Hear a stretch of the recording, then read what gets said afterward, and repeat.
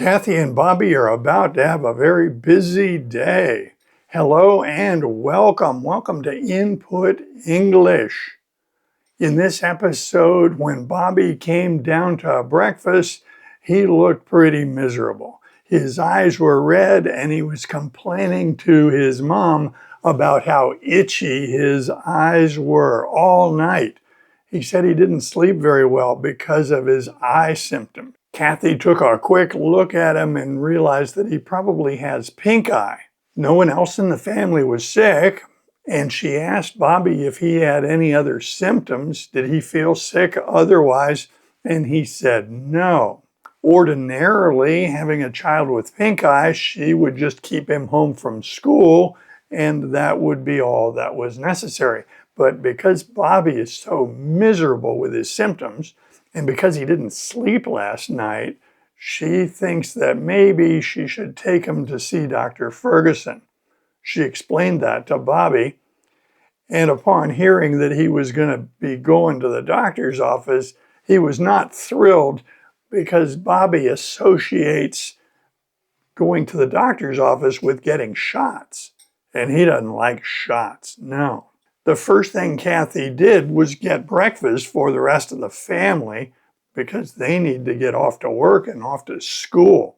She then left a phone message for her legal assistant at work because she has a super busy day and now she has to change her plans. She explained in the phone message that she needed to drop everything and take care of a sick kid. She asked her legal assistant to send her a text message confirming that she would be able to help her rescheduling all the appointments for the day.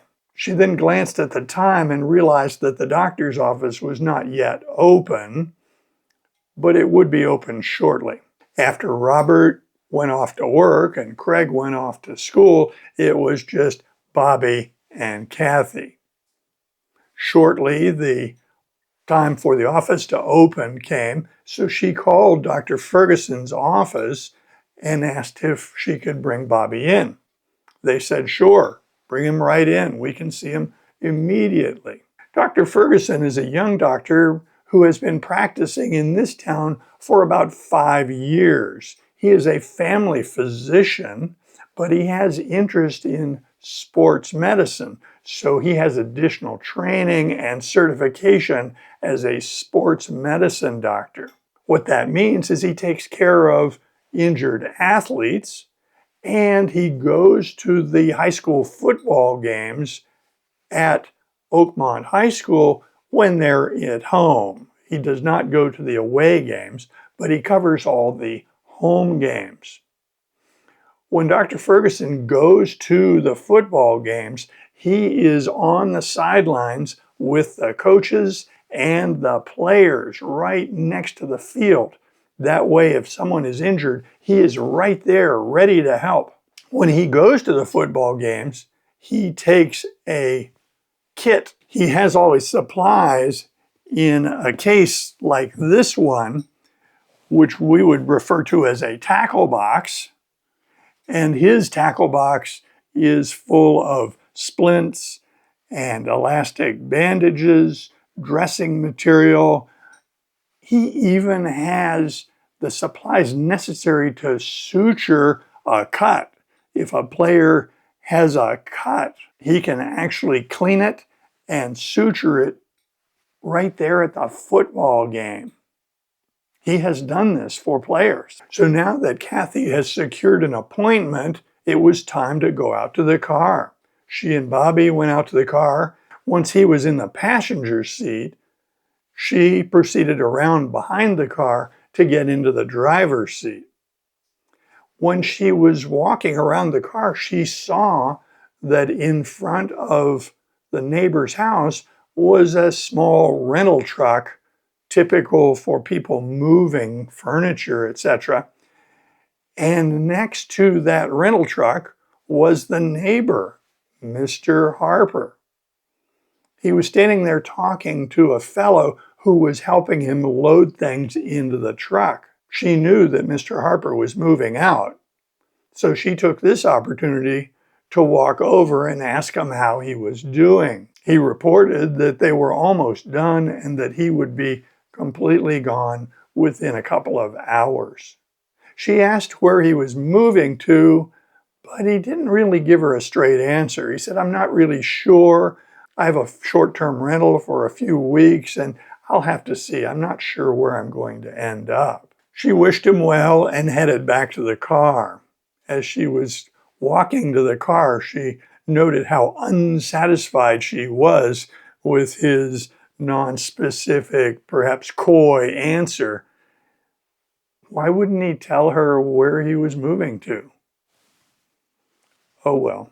Now you probably recall that Mr. Ben Harper is not Ben Harper. You probably recall from previous episodes that Ben Harper is an alias that he has been using in this town, and his actual identity is Jacob Gilbert Miller. But in this town, he is functioning under an alias, Mr. Ben Harper. Kathy drove Bobby to the doctor's office, and in they went. The receptionist greeted them, and he was quickly taken to an exam room. Dr. Ferguson came in and greeted him very cheerfully. "How are you, Bobby? What can I do for you today?" That really helped Bobby because he does have some fear of going to the doctor's office, and this cheerful greeting was reassuring. So Bobby explained that his eyes were itchy and they kept him up all night. Dr. Ferguson went about his business very methodically. He examined Bobby very thoroughly, including listening to his heart and lungs, checking for swollen glands in the neck. He looked at his throat, and then he used a flashlight to examine Bobby's eyes. As soon as he saw the redness of the eyes, he immediately put both hands on the side of Bobby's face and felt for something in front of the ear on both sides. He was palpating, that is, feeling for a lump. What he was seeking was an enlarged lymph node in front of the ear, and that's what he found. With that, he knew what was going on. He turned to Kathy and explained that this was a viral conjunctivitis. And then he paused and said, pink eye. And that actually no treatment is necessary. It would be ideal to keep Bobby out of school because there's no need to expose other children to this, but it's not a dangerous condition. However, you told me that he's not sleeping and that his eyes are just giving him a hard time, so I would propose that we treat his symptoms. He went on to explain that there are some over-the-counter medications that she could just buy at the pharmacy that might help with the symptoms, but his experience with those has been that they weren't very potent or effective to help with the symptoms. He recommended that they use a prescription and a histamine drop for the eyes to help with the symptoms. Kathy nodded. Dr. Ferguson picked up a prescription blank and started writing on it. He put Bobby's name on the top, and then he wrote the medication that he recommended. When he finished it, he dated it and signed it. He handed it to Kathy. That prescription looks like this. Now, if you look at that prescription, you can see it's got Bobby's name at the top, and the name of the medication is spelled out. Then the next line says DISP, 6 cc's. cc stands for cubic centimeter, and it's an old-fashioned way of prescribing medications. And then SIG is for the instructions that will be on the package. But it's hard to understand 1GTTOUBID. So this is the pharmacy shorthand that allows doctors to communicate with pharmacists very efficiently with very few characters because a pharmacist knows what that means. You and I might not. However, through the magic of video editing and modern electronics, this is what the prescription would look like if it was rendered other than by this method. Now you can see that dispense is 6 milliliters. That's the modern unit for volume. And then the instructions under SIG, 1 drop, both eyes, twice a day. That's the same thing that the handwritten prescription said. There is a cliche that doctors have terrible handwriting, and Dr. Ferguson is no exception to that stereotype. He actually knows his handwriting is quite dreadful, so when he writes a prescription, he's very careful to form his letters well so that the pharmacist will not make a mistake because of his handwriting. With prescription in hand, Kathy thanked Dr. Ferguson and she took Bobby out to the car. She figured that they would stop at the pharmacy on the way home to get this prescription.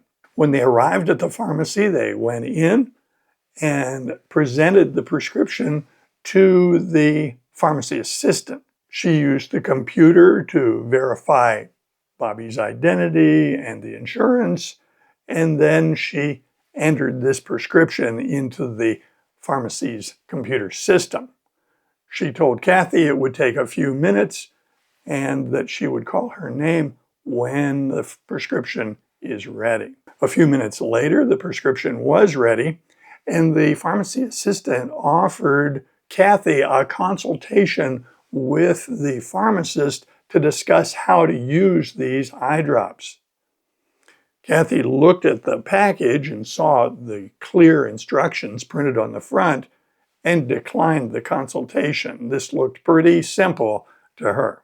When they were finished, she thanked the pharmacy assistant and they departed for the car. When they got home, she applied the first dose of the eye drops to see if we could get some symptom relief for Bobby. The only problems that he had with the eye drops were 2. One, it bothered him to have medication dropped into his eyes because it really stimulated his blink reflex, and he didn't want things in his eyes, particularly when they're irritated like this. And secondarily, there was a problem because the instructions on this medication said to have him keep his eyes closed for 1 whole minute after the medication has been instilled. For Bobby, keeping his eyes closed for an entire minute seemed like an eternity. The medication was very effective at helping him with his symptoms, and he slept very well that night. Within a few days, his symptoms simply went away, so no medication was needed any longer. Soon, Bobby was able to return to school, good as new. So that's the end of this episode. I hope you enjoyed it. I invite comments below, and I hope you join us in future videos. See you soon.